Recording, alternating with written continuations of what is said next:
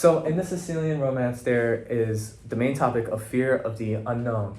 And this fear of the unknown is encapsulated in many different aspects of the book. And one of those fears being the fear of being forgotten and the fear of forgetting, which we see both in Julia and the Duke during their time away from the castle. We also see the fear of punishment, mainly with Julia again and Ferdinand. Both are fearful for being punished for the actions they have committed because they know that they're eventually going to be punished. They just don't know when and how. And we also have the different ways each character approaches these fears, mainly between Julia and Cornelia, who struggle with the fears of marriage or the fear of nunnery. And both of them choose a different route, and both of them choose them because of their respective fears. So, patriarchy takes a really big place in the novel. So it's pretty evident from the beginning in the second chapter when the Marquis tells Julia that she is going to marry the Duke de Lovo. So it's the same thing with Castle Otranto, where it is this forced marriage / relationship. But the difference is that in Castle Otranto, Manfred was just kind of like, I'm going to be your husband. Whereas in this one, it's more of like a family structure, as in like it is the family.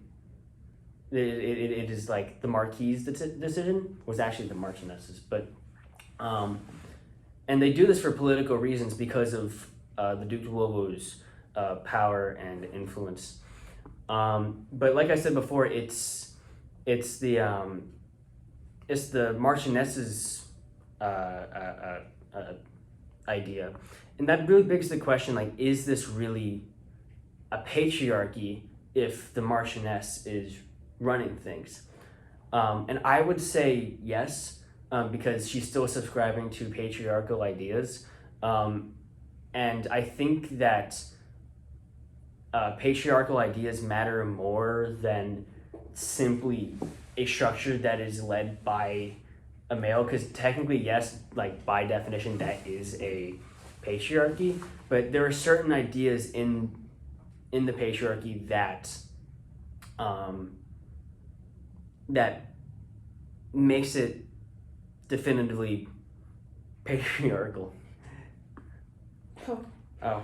Okay. I'm going to talk about the environment and how that plays a role to overall themes of the book. So basically, I'm going to talk about the way the main castle of Mazzini is situated. It is situated within a forest, which the forest could be a little allegory or metaphor for Mother Nature, as it would be the ultimate manifestation of the feminine, which would is imposing itself on the imposing man-made castle around the thing. Yeah. I'm also going to talk about how the male characters in the book are usually disillusioned by the environment, how the Duke loses his way, and that's where all the mistaken identities, and he falls ill. I remember that. He gets sick because he's looking in the forest. But compared to the Madame, who is welcomed in by the forest and is in fact like, they just lead her to where she needs to go, to her destiny, as in the maternal instinct thing. The wilderness also has that maternal thing. We talk about how the environment influences, like, changes depending on who's in it, how the environment would change, like something would always change to make sure that Julia always escaped, which would subvert the power of the masculine figures of the book. Yeah.